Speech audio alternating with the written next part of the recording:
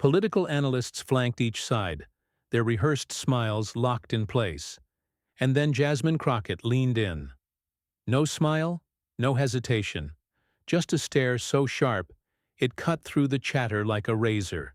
"Barron," she said, her voice cool, deliberate, "is not even his son." The room froze. The host blinked. One panelist's jaw dropped. Someone off camera coughed, like they didn't know whether to laugh or call legal. It wasn't a whisper. It wasn't a question. It was a statement flat, heavy, and final. Seconds passed, but it felt like the world held its breath. And then, chaos. "Excuse me?" sputtered the man to her left, his voice cracking.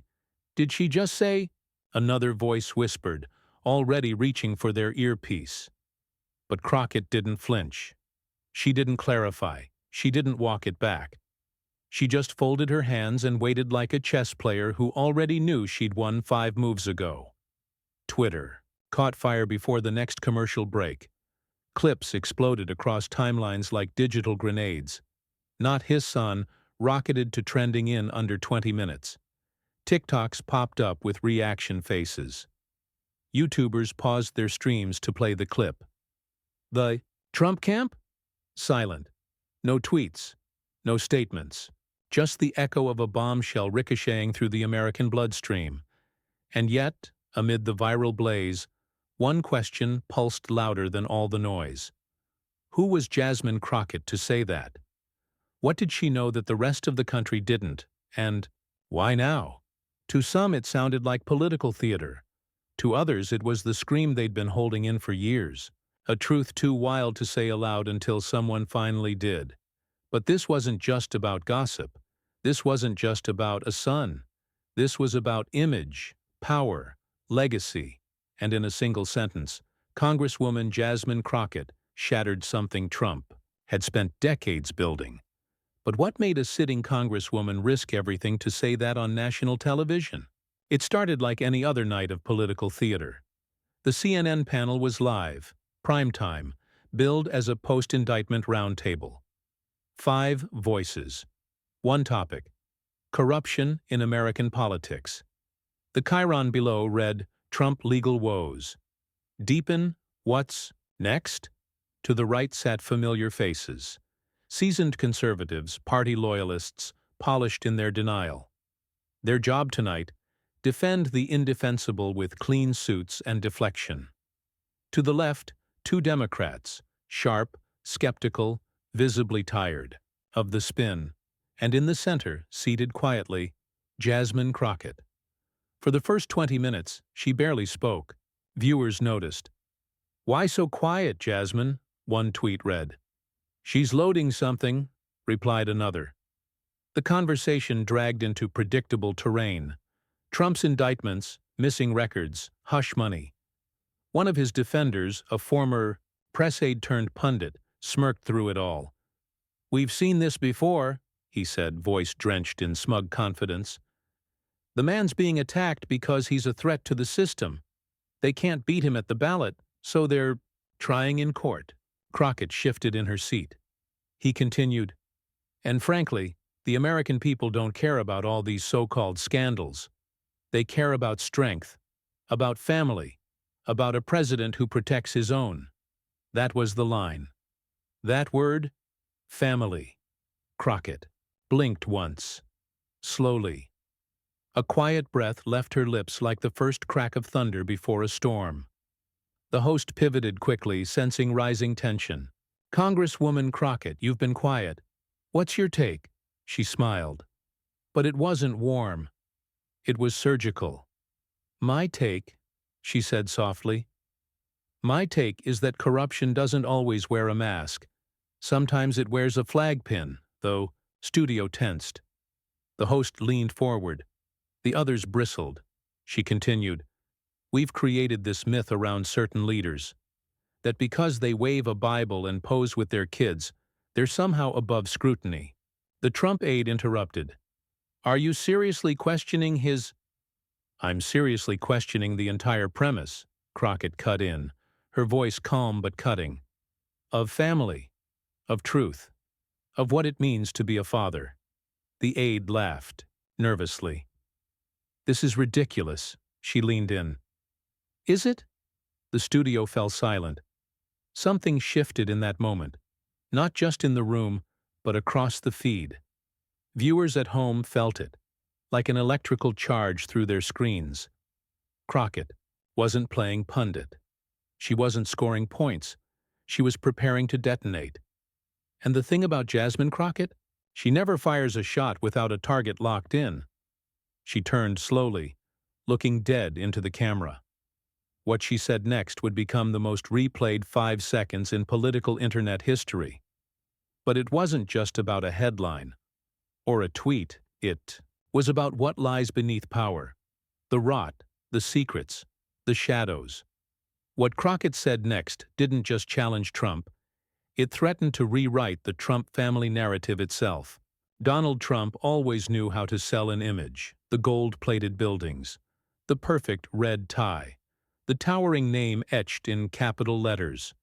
But the most carefully managed product of all wasn't a hotel, a golf course, or a political brand. It was himself, Donald J. Trump, the patriarch, the all-knowing father, the symbol of old-school strength in a world he claimed was falling apart. From the very beginning of his presidency, Trump wrapped himself in family values like armor. He paraded his children across stages, lined them up behind podiums, gave them titles, let them speak as if by birthright. Ivanka became his polished ambassador. Don Jr. played the attack dog. Eric echoed talking points. Tiffany remained distant. But Barron was different. Barron was the golden boy, the quiet one, the untouchable heir. In public, Trump rarely mentioned him. "He's smart," he'd say. "He's good with computers." A passing line. A protective father, it seemed. But those brief glimpses were enough to build the myth. Trump, the lion guarding his cub. And in a world where optics are currency, the image of the devoted father, shielding his young son from the chaos of politics, was priceless. But like everything else in Trump's world, the image clashed with reality. Behind the curtain was a man who cheated openly, lied shamelessly, and signed off on hush money as easily as he signed executive orders. Stormy Daniels, Karen McDougal, a dozen other names that blurred into scandal. All denied, then admitted, then denied again. Marriages overlapped, affairs surfaced, settlements were paid. And while MAGA banners screamed about traditional values, the man behind them was busy rewriting what tradition even meant. Still, through it all, Trump protected one boundary fiercely. Barron was off limits. No jokes, no commentary, no gossip. Which only raised more questions. Why? Why the silence? Why the sharp lines around one child and not the others? It wasn't just media etiquette. It felt like fear. Because for decades, whispers had followed Trump, like a shadow he couldn't shake. Tabloids in the early 2000s published blind items. Former associates hinted in memoirs. A late-night rumor here. A lawsuit sealed there. The paternity rumor wasn't new. It just never stuck. Too outrageous, too speculative, too dangerous. Until now. Because Jasmine Crockett didn't toss it out as a jab. She delivered it like a final puzzle piece that had been sitting in plain sight all along, and suddenly the cracks in the image were impossible to ignore. A man obsessed with lineage, with buildings bearing his name, with children as trophies of his success. A man who built an empire on loyalty, yet betrayed every vow he ever made. Could it be possible that the one child he fought hardest to protect wasn't his at all, and if so, was it about shame, power, or control? Trump's contradictions had always been tolerated, celebrated even. His supporters called it alpha behavior. His critics called it fraud. But this was different. This wasn't about taxes or trials or politics. It was about identity, blood, truth. The kind of scandal that doesn't just destroy reputations, it fractures legacies, because if Barron wasn't his son, then the narrative Trump had built, sold, and shouted across every rally stage wasn't just flawed, it was fake. The father, the protector, the kingmaker, a mask. And the longer the cameras stayed on that mask, the more it slipped. The Trump machine responded predictably. Silence, then mockery, then threats. But beneath the noise, there was something unfamiliar. Panic. Because while the media had long moved on from those rumors, Jasmine Crockett hadn't. Jasmine Crockett didn't inherit power. She walked into it with her fists clenched and her head held high. Born and raised in Texas, she knew what it meant to be underestimated. In classrooms where her questions were seen as disruptions, in courtrooms where her skin color and fire were read as defiance, not intellect. She knew early on that truth didn't shout in rooms like those. It had to burn. She didn't grow up with family dynasties or Washington back channels. Her path was earned, not gifted. She worked double shifts through law school, defending clients who couldn't afford bail, who were forgotten by a system that had never served them. Her reputation spread, not as a soft negotiator, but as a storm in heels. Civil rights cases became her signature. She didn't just argue in court, she confronted injustice like a frontline soldier. Police brutality, voter suppression, housing discrimination, Crockett didn't flinch. She walked into fights that others politely avoided. Then came politics. It wasn't part of some grand plan. She didn't dream of Capitol Hill, but her community needed a fighter. And Crockett had never waited for permission to fight. When she ran for office in Texas, they said she was too bold, that she'd never win with that mouth, that attitude, that fire. She won anyway, and when she stepped into Congress, she didn't lower her voice to match the marble walls. She brought the same blaze with her. It wasn't long before the nation noticed. While others rehearsed talking points, Crockett dropped truth bombs. While others ducked controversy, she stepped into it, eyes forward. She became the voice for those who'd been told their accents were too thick, their pain too loud, their skin too much. They called her aggressive. They meant unshakable. In committee hearings, she tore through hypocrisy like a scalpel. Her monologues weren't just factual. They were emotional, weapons. Her critics tried to dismiss her as performative, but they couldn't explain the data behind the fury, the preparation behind the passion. This wasn't theater. This was war, and Jasmine Crockett had spent her entire life preparing for it. Her base grew, not just in Texas but across the country. Young voters, working-class mothers, immigrants, activists. They saw her not as a politician, but as themselves with a microphone. She didn't just challenge the status quo. She became the embodiment of what happens when someone outside the system refuses to play by its rules and wins anyway. But with that rise came the weight, because standing in the spotlight meant standing alone. For every tweet of praise, there were death threats. For every speech that went viral, there were whispers that she was too much to ever be president. For every barrier she broke, there was another one waiting, rebuilt overnight. Still, she stood tall. She always had, because Crockett didn't run for titles. She ran for truth, and truth, she believed, didn't always come wrapped in diplomacy. Sometimes it needed teeth. So on that CNN panel, when she sat silent for nearly 30 minutes, it wasn't restraint. It was calculation. She had watched the smirks, heard the lies, felt the same sickness she'd felt in courtrooms where innocent clients were buried under bad systems. But this was bigger than that. This wasn't just about indictments or policies. It was about a myth. A man who had twisted faith, family, and patriotism into tools of control. And Jasmine Crockett knew myths don't die with facts. They die with truths no one dares to say. She remembered something she'd heard years Ago in a quiet conversation, from someone who worked inside the gilded palace of Trump's private life. A whisper too wild to share, too unconfirmed, too explosive. Until now. Because something about this panel, about the smug defense of corruption, about the invocation of family as untouchable moral ground, had flipped a switch inside her. And when the conversation turned to corruption, she remembered something she'd been holding back for years. Let's not pretend this is about justice, the Trump surrogate said, flashing a grin that had more spin than sincerity. It's about taking down a political opponent. That's it. Jasmine Crockett turned her head, slow and deliberate, the way a storm eyes its next target. You're right, she said, her voice cool. This is about taking something down, just not the way you think. The panel tensed. The host tried to pivot. Let's stay focused on the latest indictment.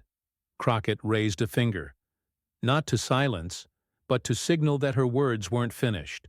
We're sitting here acting like this is new. Like corruption just walked in the door, she continued. But Donald Trump didn't break the system. He is the system, just without the disguise, the surrogate scoffed. That's rich, coming from someone defending an administration that can't keep a border closed. Crockett didn't blink. We're not talking about borders. We're talking about basic decency. About men who wrap themselves in family values while buying silence in hotel rooms. Gasps. The surrogate leaned forward. Are you accusing President Trump of being a fraud? Crockett cut in. I don't have to. He does it every time he speaks, the host interjected, uneasy. Let's try to avoid personal attacks. Why? Crockett asked, eyes narrowing.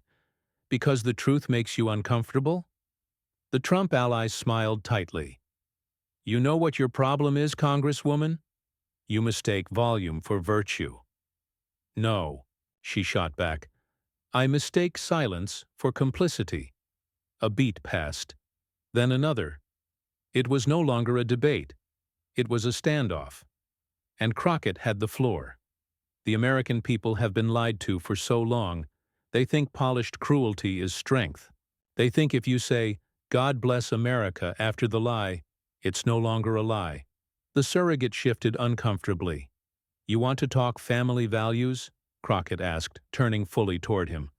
Let's talk about them. He opened his mouth, but nothing came out. She continued. The man you defend doesn't value family. He values appearances. He values leverage. You think because he stood next to his son for a photo op, that proves something? The studio was silent. No one interrupted this time. Family isn't about posing for Christmas cards. It's about truth. And there's one truth you don't want out there. The surrogate's eyes narrowed. Careful, Congresswoman. Oh, I'm being careful, she replied. That's why I waited this long. Cameras zoomed in. The host tried to interject again, but Crockett raised her voice. Not in volume, but in presence.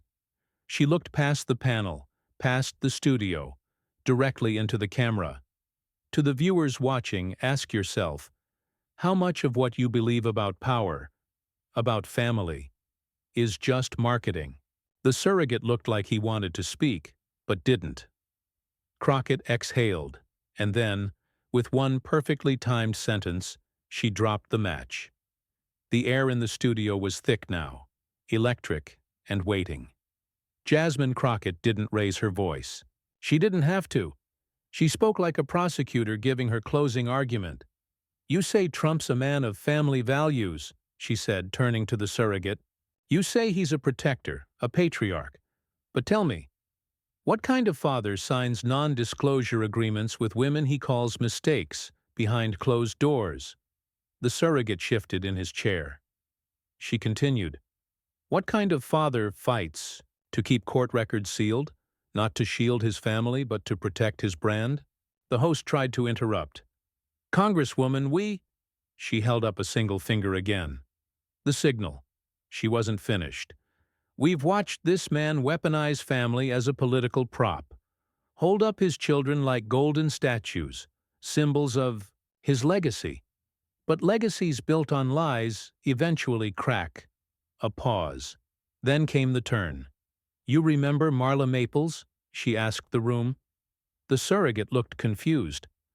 "What does that have to do?" "She once said Donald was distant, uninterested when Barron was born, that he didn't even want to be in the delivery room, that his staff leaked rumors he was questioning the timing of the pregnancy." The room stiffened. "That's tabloid gossip," the surrogate snapped.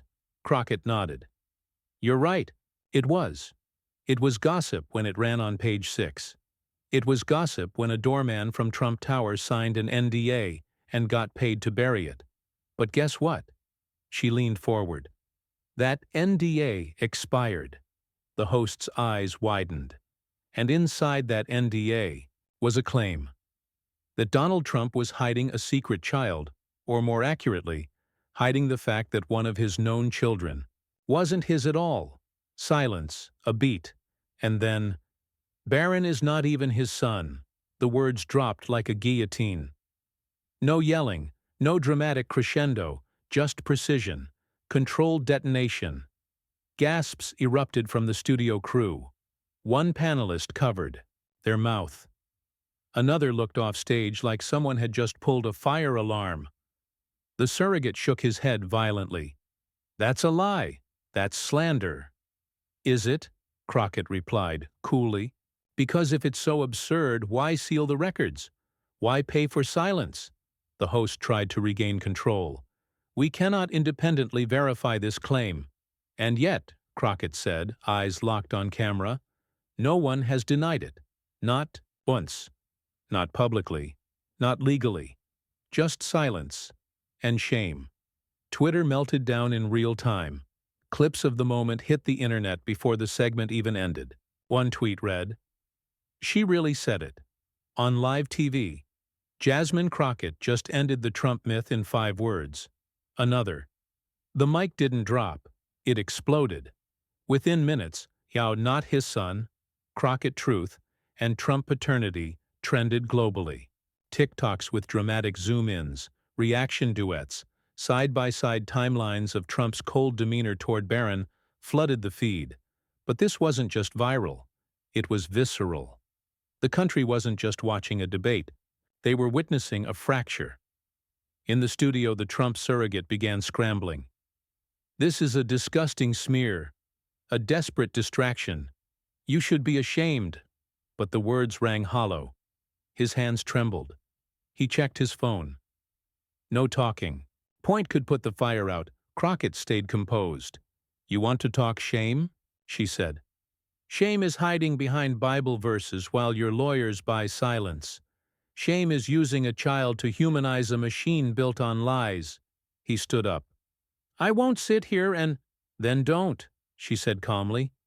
"Because America's been sitting in silence for long enough."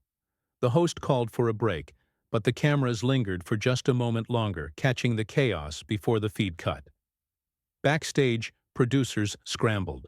Phones buzzed with executive texts. Anchors debated what could legally be aired again. But online, the truth was already out. Commentators were split.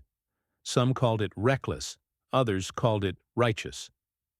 But no one could deny the shift, because Crockett hadn't accused Trump of bad behavior. She'd accused him of betrayal, not just of a woman, but of an entire narrative he'd used to shield himself from consequences. And she did it with surgical calm. In the hours that followed, the Trump camp rushed to discredit her. Statements were drafted.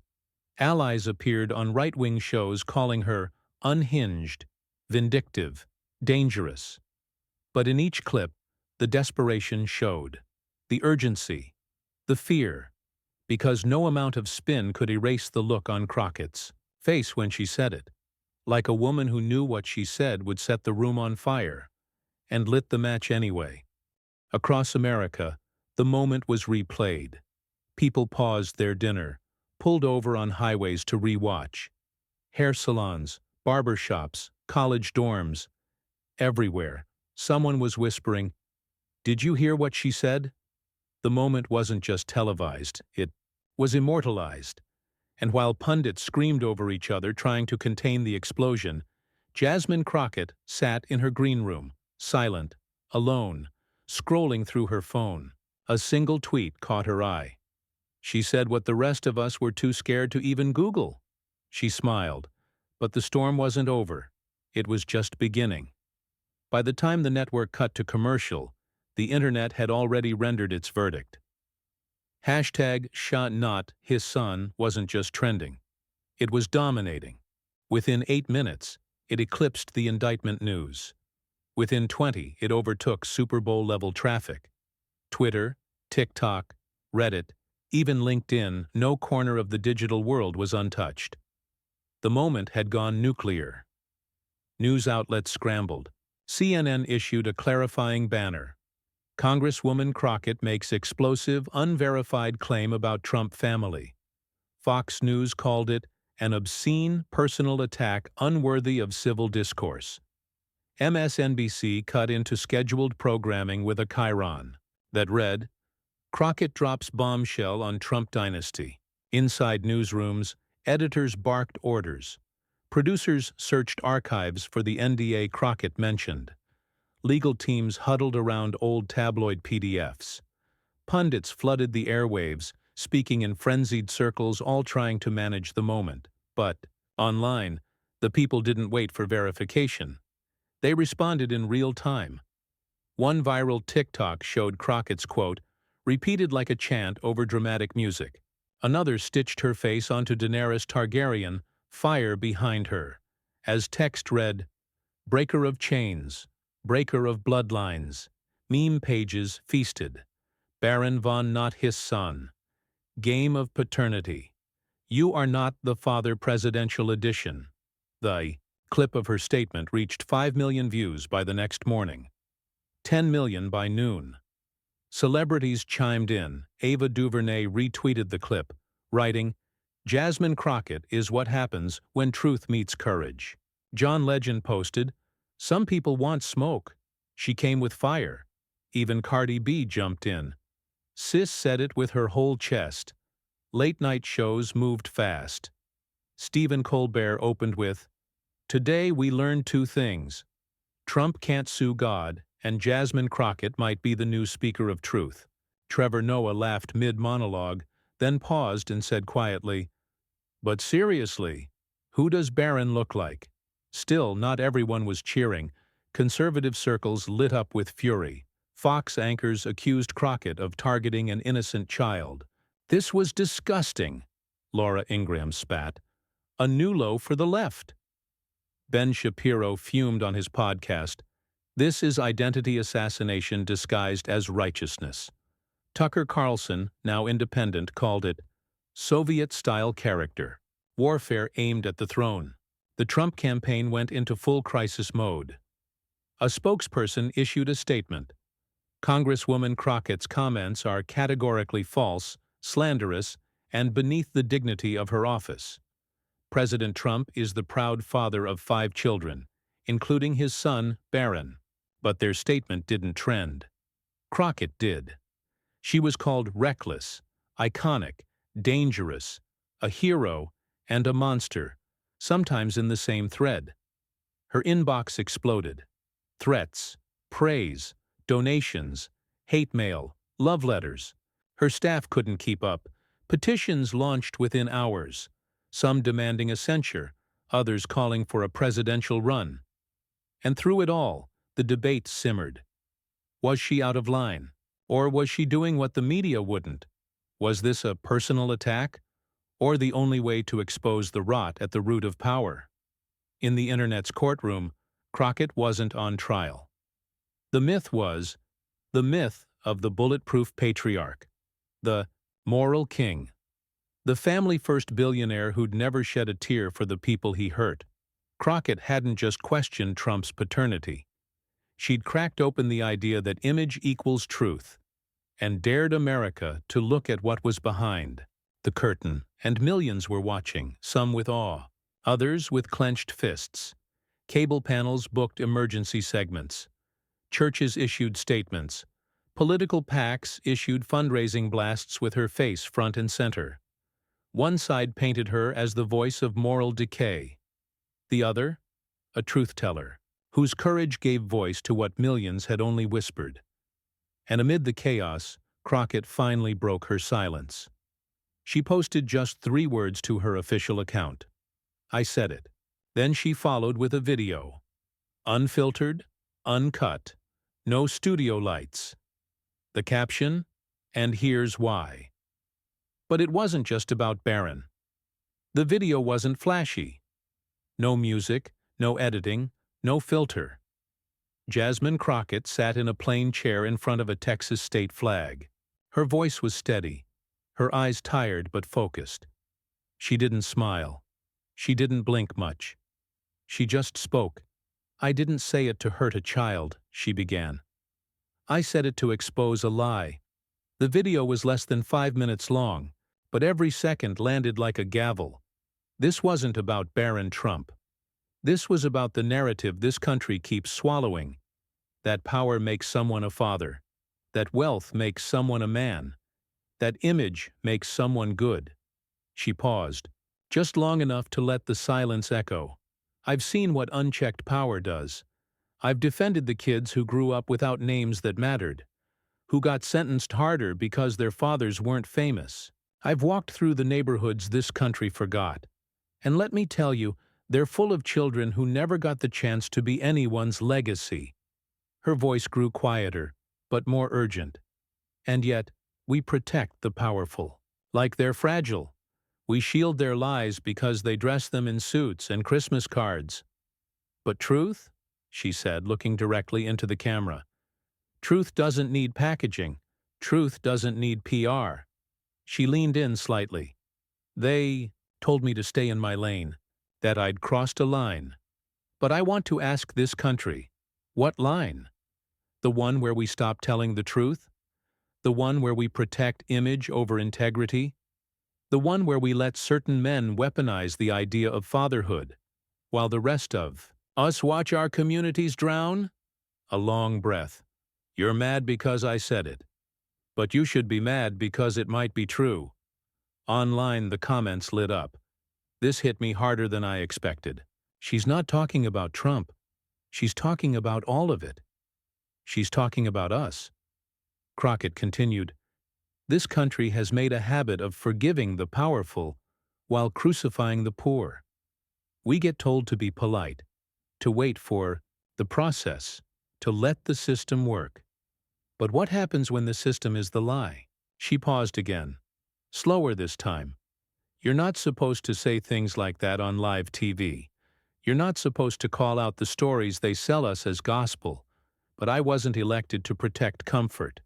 I was elected to protect truth." Her tone softened, just slightly.